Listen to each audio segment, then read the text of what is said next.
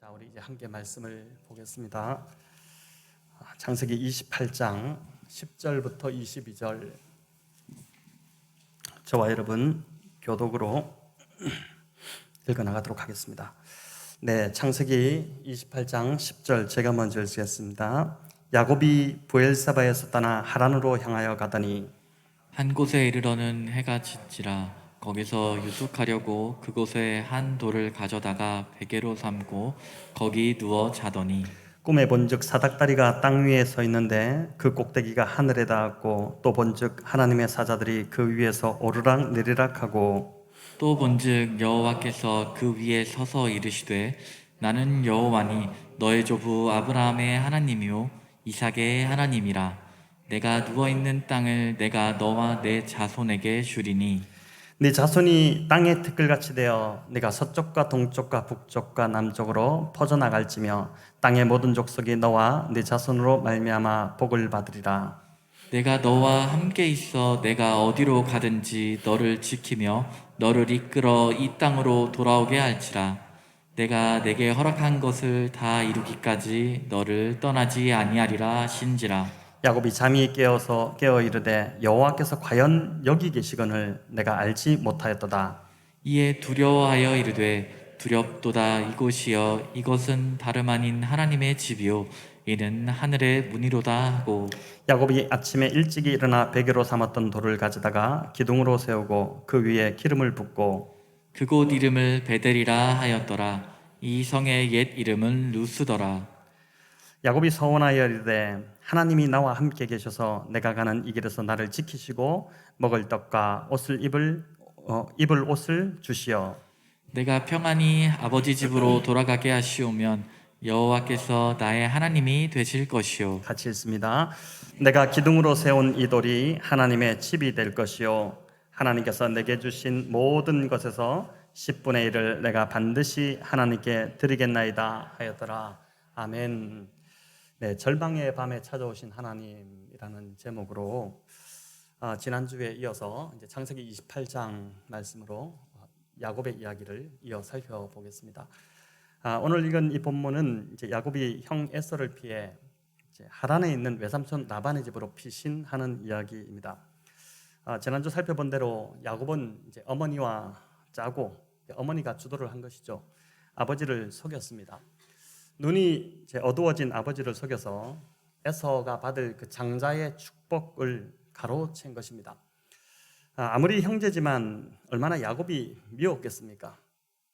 에서 안에 있는 그 미운 감정은 점점 더 이제 커져갔고 급기야 야곱을 죽이기로 작정을 합니다. 우리 창세기 27장 41절인데 같이 한번 읽어보겠습니다. 그의 아버지가 야곱에게 축복한 그 축복으로 말미암아 에서가 야곱을 미워하여 심중에 이르기를 아버지를 곡할 때가 가까웠은즉 내가 내 아우 야곱을 죽이리라 하였더라. 자, 이 참 가인과 같은 그 마음을 먹은 것인데 이 말이 리브가에게 이제 들린 것입니다. 그냥 두었다가는 정말 큰일 나겠다. 하루에 두 아들 다 잃겠다. 이런 생각이 들어서 리브가가 이제 그의 오빠 라반에게, 즉 야곱의 외삼촌에게 야곱을 보내기로 계획을 합니다. 에서가 분노가 좀 가라앉을 때까지 잠시 가 있도록 한 것입니다. 그러나 이제 지금 이 야곱을 보내려고 하다 보니까 명분이 필요한 상황이지 않습니까? 명분을 찾던 리브가는 에서의 결혼을 트집을 잡습니다. 에서가 데려온 이방 이 며느리들 때문에 사는 게 넌더리가 낫다 이렇게 한 것이죠. 세 번역에 보니까 이제 진짜 넌더리가 낫다 이렇게 되어 있습니다. 그러니 둘째 야곱만큼은 제발 이제 고향으로 가서 며느리를 찾게 하자고 남편 이삭을 조른 것입니다. 이삭이 거절할 이유가 없었죠. 왜냐하면 자신이 바로 그런 결혼을 했기 때문에 그렇습니다. 아버지 아브라함이 집안의 늙은 종에게 신신당부해서 고향에서 여인을 데리고 오도록 했고 그렇게 데리고 온 여인이 지금 바로 같이 살고 있는 그 아내 리브가였던 것이죠. 아버지 아브라함 역시 절대 이곳 가나안 땅의 여자와는 결혼을 해서는 안 된다. 그걸 누누이 강조를 했었습니다. 그런데 에서가 이 말을 무시하고 그냥 그 땅의 헷 족속 여인들을 아내로 취한 것이죠. 또 에서가 데리고 온 이 며느리들이 들어와서 잘했으면 좋은데 뭐라고 합니까? 이삭과 리브가의 마음에 근심이 되었다라고 하죠. 그러니 야곱만큼은 고향 친족으로 보내서 그 친척 중에서 이제 며느리감을 구하자고 했던 이 리브가의 제안이 당연히 타당하고 당연했던 것입니다. 자, 이삭은 그래서 야곱을 불러 외조부 집으로 가라 이렇게 합니다. 가서 외삼촌의 딸들이 있으니까 그 중에서 하나를 아내로 신부로 데리고 오라 이렇게 한 것이죠. 그러면서 이제 그를 축복하게 됩니다. 떠나게 되니까 축복을 하는데 야곱을 향한 이삭의 축복이 이제 본문 3절과 4절에 나오는데 우리 같이 한번 읽어볼까요? 전능하신 하나님이 내게 복을 주시어 네가 생육하고 번성하게 하여 내가 여러 족속을 이루게 하시고 아브라함에게 허락하신 복을 내게 주시되 너와 함께 내 자손에게도 주사 하나님이 아브라함에게 주신 땅 곧 네가 거류하는 땅을 내가 차지하게 하시기를 원하노라. 아멘. 자, 이삭이 처음에는 속아서 야곱을 축복했지만 이제 야곱을 다시 축복하며 야곱을 아브라함의 그 언약의 계승자로 정식으로 지금 인정을 한 것입니다. 이삭이 눈이 어두워져서 에서의 그 고기의 마음이 다 뺏겨서 영적 분별력을 잃었었지만 그나마 지금 마지막에 야곱을 축복함으로 그 믿음의 조상으로서의 체면을 이제 겨우 세우게 된 것이죠. 야곱은 이 축복을 받고 하란의 밧단 아람으로 출발했습니다. 브엘세바에서 하란까지 800km입니다. 굉장히 먼 거리죠. 이 아주 먼 길을 떠나는 야곱의 마음이 어떠했을지 우리가 좀 상상해 볼 필요가 있습니다. 결코 가벼운 발걸음이 아니었을 것입니다. 신부감을 구하느라는 명분으로 떠나는 여행이었지만 사실 지금 형 에서를 피해서 형이 자기를 죽일까 싶어서 두려움으로 지금 도망을 가는 겁니다. 다시 돌아올 수 있을지 기약을 할 수가 없습니다. 형이 살아있는 한은 내가 돌아오지 못할 텐데 분명히 아버지가 먼저 돌아가실 거고 형이 그 모든 것을 물려받아서 그 형이 있는 한 내가 돌아오지 못할 텐데 형이 나이가 좀 더 많다면은 먼저 죽겠지만은 지금 쌍둥이지 않습니까? 같은 나이기 때문에 오히려 지금 야곱이 먼저 죽을지도 모르는 상황입니다. 또 가는 길이 결코 만만치 않습니다. 언제 강도의 습격을 만날지 모르고 또 들짐승의 위험까지 있습니다. 무엇보다 형 에서가 지금 자신을 보복하기 위해서 가는 길에 혹시 사람을 매복시켜 놓지 않았을까? 이런 두려움으로 그가 지금 집을 떠나는데 이 정든 집을 지금 떠나서 먼 타향으로 가야 되는데 굉장히 참 두렵고 떨리는 마음 또 불편한 마음으로 불안한 마음으로 지금 집을 떠난 것입니다. 자, 그렇게 떠난 길에서 그가 하루는 노숙을 하게 되는데 우리 11절 같이 한번 읽어보겠습니다. 한 곳에 이르러는 해가 진지라 거기서 유숙하려고 그곳에 한 돌을 가져다가 베개로 삼고 거기 누워 자더니 자, 이렇게 돼 있는데 이곳은 뒤에 나오지만 루스라는 지역이었습니다. 브엘세바에서 북동쪽으로 90km 떨어진 곳입니다. 자, 그렇기 때문에 출발해서 처음 맞은 밤이 아니었을 것입니다. 하룻밤 만에 90km 갈 수 없지 않습니까? 여러 날을 걸어서 이제 어느 날 밤 그가 이곳에 이르렀던 것인데 11절을 보니까 한 곳에 이르러는 해가 진지라 이렇게 하죠. 재밌는 것은 여기 한 곳이라는 이 히브리어 원어를 보니까 이제 장소에 정관사 하가 붙어 있습니다. 장소에 정관사가 붙으므로 그 장소가 특별한 장소가 되었다는 것입니다. 출애굽기 3장에 보면 이제 불이 붙은 떨기나무에 하나님께서 모세를 만나 주시는 장면이 나오죠. 뜨거운 사막에 떨기나무에 불이 붙는 것 이거는 흔한 일이었습니다. 양을 치던 모세는 늘상 보던 광경이었던 것이죠. 그런데 그런 일상적인 삶에 그날은 하나님이 그곳에 임재하시니 그곳이 완전 다른 곳으로 거룩한 곳으로 이렇게 바뀌어 버렸습니다. 야곱이 해가 저물어 도착한 루스도 특별한 것 없는 그저 평범한 장소였습니다. 그날도 다른 날처럼 두렵기는 마찬가지였고 여행길에 얼마나 피곤했던지 여기 보면은 도착하자마자 바로 잠이 들어버렸습니다. 그러니까 지치고 피곤한 것도 여느 날과 똑같았던 것이죠. 특별한 것을 기대할 것이 전혀 없는 곳, 그곳이 루스였습니다. 그런데 그곳에 그날 밤 하나님이 찾아오시니 야곱에게 그것은 더 이상 평범한 곳이 아니었던 것입니다. 평범한 땅 루스가 야곱의 인생을 바꿔놓은 베델로 바뀌게 되는 밤이었던 것이죠. 베델은 하나님의 집이라는 뜻이지 않습니까? 11절을 우리 다시 한번 읽어볼까요? 한 곳에 이르러는 해가 진지라 거기서 유숙하려고 그곳에 한 돌을 가져다가 베개로 삼고 거기 누워 자더니, 여기 색깔을 다르게 한 부분을 보시면 그 장소를 나타내는 단어가 4번이나 반복해서 쓰입니다. 자, 이런 반복을 통해서 이제 이곳이 야곱에게 특별한 장소가 될 거라는 것을 지금 암시하는 것입니다. 자, 이는 저와 여러분에게도 마찬가지라고 생각이 됩니다. 하루하루 반복되는 삶이 지겨울 수 있습니다. 특별한 것도 없고 기대할 것도 없고 똑같은 삶의 반복입니다. 하지만 그 삶에 하나님이 찾아오시면 달라지는 것입니다. 어제와 다른 특별한 삶이, 특별한 오늘이 시작되는 것이죠. 12절에서 야곱은 사닥다리가 땅 위에 서 있는 꿈을 꾸었습니다. 같이 한번 읽어볼까요? 꿈에 본즉 사닥다리가 땅 위에 서 있는데 그 꼭대기가 하늘에 닿았고 또 본즉 하나님의 사자들이 그 위에서 오르락 내리락하고, 사다리가 땅 위에 서 있는데 그 꼭대기가 하늘에 닿아 있었고 하나님의 이 사자 천사들이죠, 그 위에서 오르락 내리락 하고 있었다고 합니다. 자, 이 사다리가 여러분 무엇을 의미할까요? 어떻게 알고 계십니까? 사다리가 땅 위에 서 있는데 그 사다리가 꼭대기까지 그 하늘에 닿았다는 것은 이 사다리가 지금 하늘과 땅을 이어주는 역할을 하고 있다는 것입니다. 하늘의 비전이 땅에서 이루어지도록 연결하는 역할이 이 바로 사다리의 역할입니다. 즉 아브라함과 그의 후손들을 통해 하늘의 하나님의 진 복이 땅의 모든 족속으로 흘러가는 그 비전인 것이죠. 사다리가 그 역할인 것이죠. 그 비전을 이루는 일에 하나님께서 아브라함을 선택하셨는데 그 아브라함의 복이 이삭에게로 넘어갔고 이제는 하나님께서 야곱에게 이 비전을 이루어 주시겠다라는 그 의미의 꿈을 지금 꾼 것입니다. 그런데 이 하나님의 이 비전은 궁극적으로 예수 그리스도를 통해서 성취가 됩니다.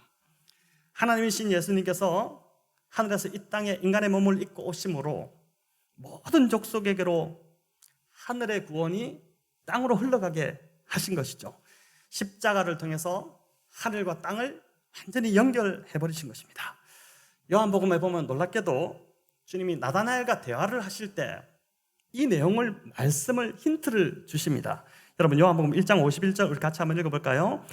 또 이르시되 진실로 진실로 너희에게 이르노니 하늘이 열리고 하나님의 사자들이 인자 위에 오르락 내리락 하는 것을 보리라 하시니라. 자, 여러분 이 인자가 바로 예수님입니다. 하늘과 땅을 연결하는 사다리가 되신 예수님을 통해서 죄인과 하나님이 연결된다는 것이고 바로 이곳에 있는 저와 여러분이 하나님과 이미 연결되었다는 것입니다. 이어 13절 14절을 보면 하나님이 야곱에게 말씀하시는 장면이 나오는데 여기도 우리 같이 한번 읽어보겠습니다. 또 본즉 여호와께서 그 위에 서서 이르시되 나는 여호와이니 너의 조부 아브라함의 하나님이요 이삭의 하나님이라. 네가 누워있는 땅 내가 너와 내 자손에게 주리니 내 자손이 땅의 태끌같이 되어 네가 서쪽과 동쪽과 북쪽과 남쪽으로 퍼져나갈지며 땅의 모든 족속이 너와 내 자손으로 말미암아 복을 받으리라. 아멘. 하나님이 3가지를 말씀하셨죠. 아브라함에게 하셨던 똑같은 말씀, 약속입니다. 네가 누워있는 땅을 너와 내 자손에게 주겠다. 둘째로 내 자손이 땅의 티끌같이 많게 되어서 동서남북으로 다 퍼져나갈 것이다. 셋째, 땅의 모든 족속이 너와 내 자손으로 말미암아 복을 얻을 것이다. 어마어마한 약속이지 않습니까? 야곱은 자손은 고사하고 결혼도 못할 줄 알았는데 하나님은 아브라함과 이삭에게 하셨던 그 약속을 야곱에게 그대로 해주고 계신 것입니다. 자손이 번성하게 된다. 그래서 땅의 티끌같이 동서남북으로 다 퍼져나가게 된다. 이것은 1차적으로는 야곱의 혈통적 후손을 말하는 것이지만 더 나아가 예수 그리스도의 그 보혈의 공로로 인해서 구원받게 될 영적인 후손들을 의미합니다. 오늘날 하나님을 아버지로 모시고 살아가는 저와 여러분, 우리 모든 그리스도인들인 것이죠. 여러분, 이 땅에 그리스도인들의 수가 얼마나 많습니까? 셀 수가 있습니까?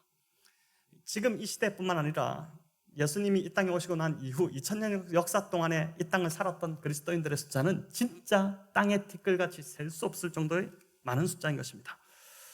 저는 기적 중에 기적이 제가 예수님을 믿고 하나님의 자녀가 되었다는 이 사실이라고 믿습니다. 어떻게 아브라함, 이삭, 야곱과 약속하신 이 복이 저에게까지 올 수 있었을까요? 아니, 여러분에게도 마찬가지 이 사실이지 않습니까? 아직도 세상에는 예수님을 모르고 이 복음을 조롱하며 살아가는 자들이 수없이 많습니다. 이 교회문만 열고 나가봐도, 바로 우리 1층만 나가봐도 여기 있는 많은 상가 사람들이 복음을 모르고 살아갑니다. 그냥 죽을 날을 향해서 달려가는 것이나 마찬가지죠. 그런데 하나님이 하필 나를 찾아오셔서 자녀 삼으셨다는 이 사실, 여러분, 이것이 참으로 놀랍고 설명되지 않는 그러한 일인 것입니다. 그 밤에 하나님께서 야곱에게 찾아가실 이유가 없었습니다. 야곱은 그런 가치조차 없던 자였습니다. 형을 속여서 장자권을 빼앗았고, 아버지를 속여 장자의 축복을 가로챈 사기꾼, 아주 질이 나쁜 사람이었죠. 그에게 하나님의 복을 받을 무슨 자격이 있었습니까? 심지어 이사야 41장은 뭐라고 하냐면, 너 버러지 같은 야곱아, 이전 개역 한글 성경으로 보는 지렁이 같은 너 야곱아. 그러니까 벌레와 지렁이 같은 자가 야곱이었다라고 이제 표현하는 것이죠. 브엘세바를 출발한 날부터 야곱의 마음이 하루도 편치 않았을 것입니다. 아버지를 속여 축복을 받아냈지만 축복은 고사하고 지팡이 하나 달랑 들고 도망쳐야 했으니 모든 것을 다 잃어버린 것입니다. 밤만 되면, 이제 어둠이 찾아오면 형과 아버지를 속인 그 죄책감이 아마 야곱에게 몰려왔을 것이고, 자신의 미래는 이제 끝났다는 그 불안함, 나의 미래는 이제 없다. 근데 그 불안함에 그를 짓눌렸을 것입니다. 그렇게 자신에 대한 그 실망감에 사로잡혀 있던 야곱에게 그 밤에 하나님이 그 절망의 밤에 찾아오신 것입니다. 자, 이런 걸 보면 하나님이 정말 사랑의 하나님이신 것이죠. 하나님을 만난 사람들의 대부분은 보니까 사실 이제 깨질 대로 이렇게 깨져서 더 이상 낮아질 데가 없을 때, 완전히 밑바닥으로 내동댕이 쳐졌을 때, 그때 찾아오시는 하나님을 만나는 것이죠. 이제 소망이라고는 다 사라진, 그래서 의지할 것 더 이상 없는 완전한 그 절망의 밤에 하나님이 찾아오시는 것입니다. 여러분, 신앙은 바로 이 지점부터 시작이 되는 것이죠. 절망의 밤 야곱에게 찾아오신 이 하나님은 아브라함과 이삭에게 약속하셨던 그 언약을 해주셨습니다. 도저히 그런 축복을 받을 자격이 안 되는데 하나님이 그냥 일방적으로 내가 이런 복을 주겠다. 야곱이 뭐 요청한 것도 아니고 야곱이 그런 복을 받을 자격도 없는데 그냥 하나님이 오셔서 내가 너를 이렇게 축복해 주겠다. 일방적으로 약속해 주신 것입니다. 그뿐 아니라 개인적으로 야곱에게 특별히 한 가지를 더 약속해 주시는데, 우리 15절 같이 읽습니다. 내가 너와 함께 있어 네가 어디로 가든지 너를 지키며 너를 이끌어 이 땅으로 돌아오게 할지라. 내가 네게 허락한 것을 다 이루기까지 너를 떠나지 아니하리라 하신지라. 아멘. 자, 여기서도 하나님은 세 가지를 약속해 주셨는데, 첫째, 너와 함께 하겠다는 말씀입니다. 히브리 원어로 보니까 너와 동행하겠다, 이것을 넘어서서 너와 운명을 함께 하겠다, 이런 뜻입니다. 여러분, 이 말은 야곱이 망하면 하나님도 망한다는 것입니다. 그렇게 야곱은 절대 망할 수 없습니다. 하나님이 함께 하시는 한 그의 미래는 밝은 것입니다. 저와 여러분도 하나님이 함께 하시는 한 결코 망하지 않음을 믿습니다. 두 번째는 너를 지켜주시겠다인데, 저와 여러분, 오늘도 하나님이 지켜주셨기 때문에 지금 이 자리에 앉아서 예배 드리고 있는 것이고, 또 정말 위험천만한 이 한반도 땅, 이제 세계에서 바라볼 때는 너무나도 위험하다고 보지 않습니까? 근데 여기서 우리가 지금 평안히 살아가고 있는 것, 하나님이 우리를 지켜주시기 때문인 줄 믿습니다. 세 번째는 너를 떠나지 않겠다는 것인데, 이 말은 너를 버리거나 포기하지 않겠다, 이런 뜻입니다. 너를 버리거나 포기하지 않겠다. 지금 아프간은 미군이 철수하면서 우리가 보도로 보고 있듯이 완전히 생지옥으로 변해가고 있습니다. 무엇보다 참 지금 한국 교회가 아프간과 세계를 위해서 정말 더 열심히 좀 기도해야 될, 중보해야 될 때라고 믿고 저희가 또 지난 금요일 기도에서도 간절히 또 기도하기도 했었는데, 자, 이렇게 인간과 나라는 국익을 따라 떠나기도 하고 버리기도 하지만 하나님은 결코 떠나거나 포기하지 않으신다는 것을 오늘 말씀으로 우리에게 주시는 것입니다. 모세가 죽은 후에 지도자의 자리에 오른 여호수아에게도 하나님은 뭐라고 말씀하셨습니까? 내가 너를 떠나지 아니하며 버리지 아니하리라. 이 말이 얼마나 여호수아에게, 두려움에 찼던 여호수아에게 힘이 됐겠습니까? 제자들에게도 예수님은 승천하시면서 뭐라고 하셨죠? 내가 세상 끝날까지 너희와 함께 하리라 약속해 주셨고, 그리고 히브리서 13장 5절에도 주님께서 모든 그리스도인들에게, 예수 그리스도를 구주로 고백하는 모든 그리스도인들에게 약속하신 게 뭡니까? 내가 결코 너희를 버리지 아니하고 너희를 떠나지 아니하리라. 이게 우리에게 주신 약속인 것이죠. 여러분, 이처럼 성경에 나타난 하나님의 속성, 그 속성 중에 하나가 뭐냐면은 언약을 맺고 그 언약을 이루어 가시는 하나님이십니다.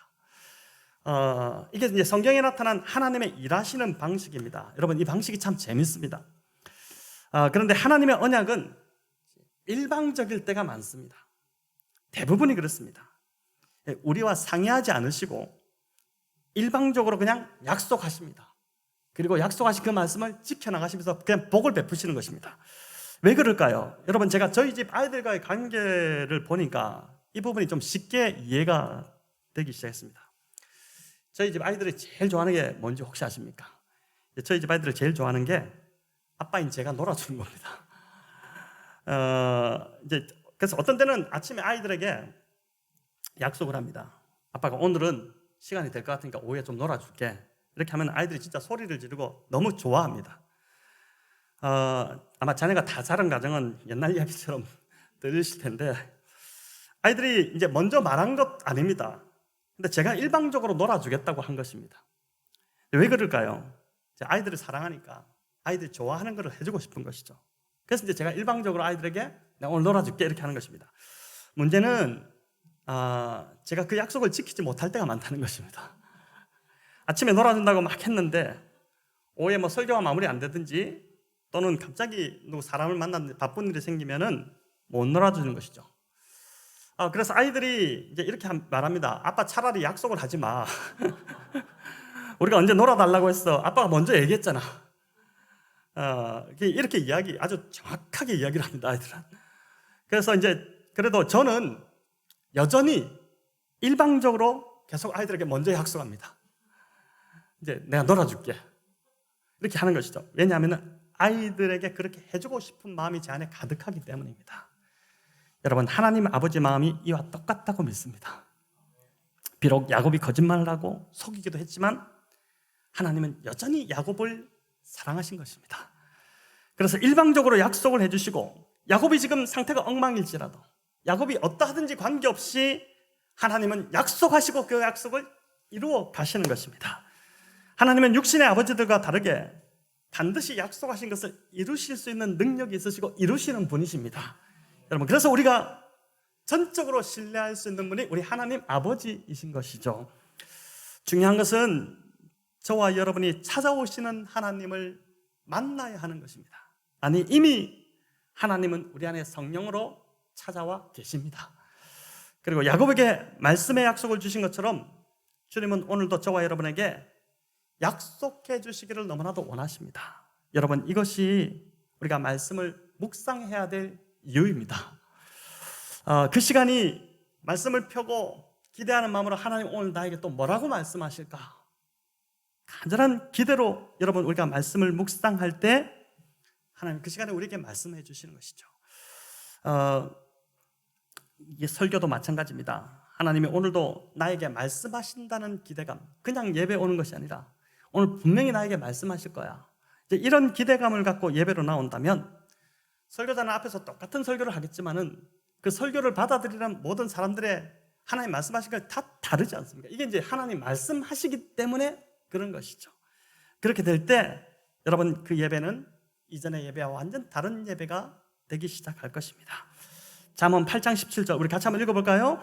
나를 사랑하는 자들이 나의 사랑을 입으며 나를 간절히 찾는 자가 나를 만날 것이니라. 아멘.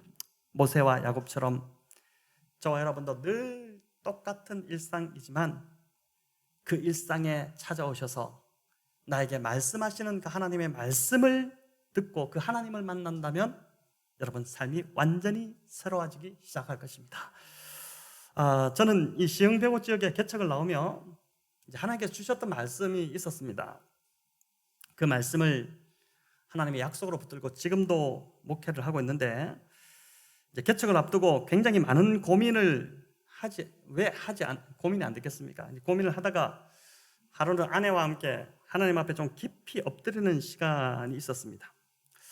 그 기도하기 전까지만 해도 마음의 결정을 하지 못해서 마치 이 야곱처럼 아주 불안한 마음이었습니다.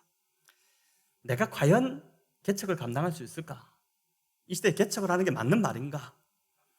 차라리 좀 안정된 교회로 청빙을 받아 가는 것이 맞지 않나?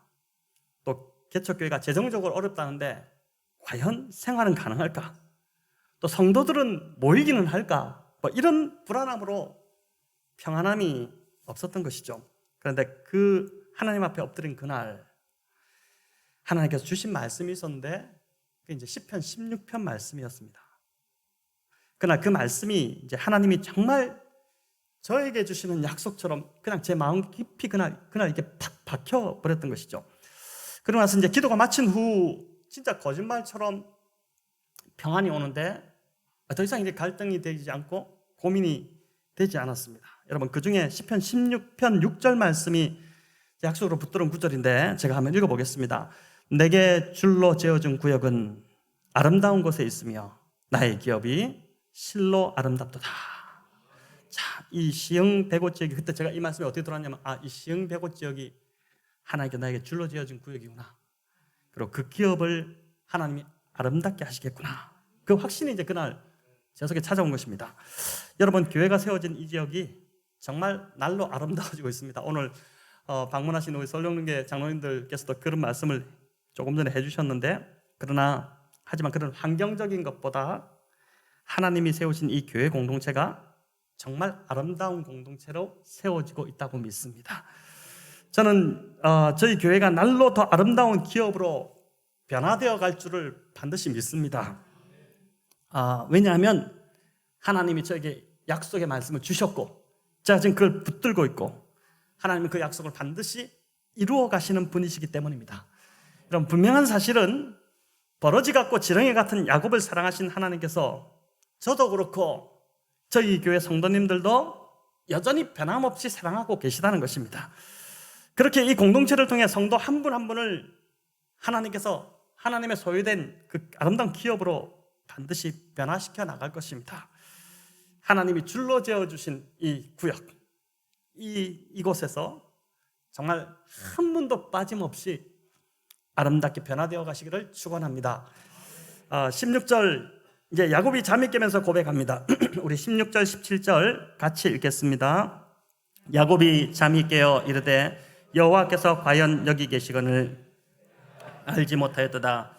이에 두려워하여 이르되 두렵도다. 이곳이요 이것은 다름 아닌 하나님의 집이요 이는 하늘의 문이로다 하고, 자, 야곱이 찾아오시는 하나님을 만나고 나니 그곳에 계시는 하나님의 임재가 느껴진 것입니다. 하나님이 여기 계시구나. 안 계신 줄 알았는데, 나는 홀로 된 줄 알았는데 하나님이 지금까지 계셨구나. 이게 느껴진 것이죠. 여러분, 교회는 그 무엇보다 하나님의 임재가 느껴지는 곳이 되어야 합니다. 아무리 예배당을 잘 지어놓고 잘 꾸며놓았다 하더라도 하나님의 임재가 사라지면 아무 의미 없습니다. 하나님께서 지금 이곳에 계시다는 그 임재가 느껴질 때 초라하고 작은 예배당일지라도 그곳이 지금 야곱이 고백하고 있는 것처럼 하나님의 집 성전이 되는 것이고 하늘과 연결되는 하늘의 문이 되는 것이죠. 저희 교회가 계속해서 하나님의 그 임재가 경험되는 그런 교회, 그런 예배가 되기를 축원합니다. 18절 19절은 야곱이 베개 삼았던 그 돌을 가져오다가 기둥을 세우고 이제 기름을 붓는 그 내용입니다. 여러분, 이 돌기둥이 어떤 의미고 또 왜 기름을 부었을까 이제 궁금해지는데, 돌기둥은 기념비를 세운 것이죠. 야곱이 하나님을 만난 그 자리를 기념하고 싶었던 것입니다. 내가 지금 하나님을 만나서 너무 참 이 하나님 만난 사건, 우리가 첫사랑을 기억하고 있지 않습니까? 그것처럼 이제 기념비를 세우고자 돌을 세웠는데, 돌기둥을 세운 것보다 더 중요한 것은 기름을 부은 것이죠. 왜 기름을 부었을까요? 여러분, 구약시대 기름 부음은 기름을 부음으로 이것이 하나님께 속했다는 것을 인정하는 그러한 것이었습니다. 왕을 세우고 제사장을 세우고 선지자를 세울 때 기름을 붓죠. 기름을 부으면서 이제 이 사람은 하나님께 속한 사람이다, 하나님의 것이다, 그걸 알렸죠. 성전의 기물들 역시 어떻게 했습니까? 다 기름을 부어서 기름칠을 하도록 했습니다. 똑같이 생긴 그릇이고 똑같은 재료입니다. 우리 집에 있는 그릇이나 저 성전에 있는 그릇이나 똑같은데 기름을 붓고 기름을 칠하면 그때부터 함부로 쓰지 못합니다. 그것은 이제부터 하나님의 것이기 때문에 하나님을 위해서만, 하나님께 제사 드릴 때만 사용해야 했던 것이죠. 야곱은 돌기둥을 세우고 그의 기름을 부음으로 하나님을 만난 이곳이 이제는 더 이상 다른 땅이 평범한 땅이 아니라 하나님의 집이라는 것을 알리고 싶었던 것이죠. 그래서 그 지명이 본래 루스였는데 뭐라고 바꿉니까? 베델이라고 바꾸지 않습니까? 하나님의 집이다, 여기는 이제 하나님의 집이다, 이렇게 바꾼 것이죠. 저와 여러분 이미 기름 부음 받은 것을 알고 계십니까? 우리가 성령으로 우리가 구원받을 때 하나님께서 성령으로 우리 가운데 기름 부으셨습니다. 여러분, 그래서 우리는 이제 우리의 것이 아닙니다. 우리는 하나님의 것이고 하나님께 속했습니다. 그래서 바울은 고린도서 3장 16절에서 이렇게 말씀하죠. 우리가 한번 읽어볼까요? 너희가 하나님의 성전인 것과 하나님의 성령이 너희 안에 계시는 것을 알지 못하느냐.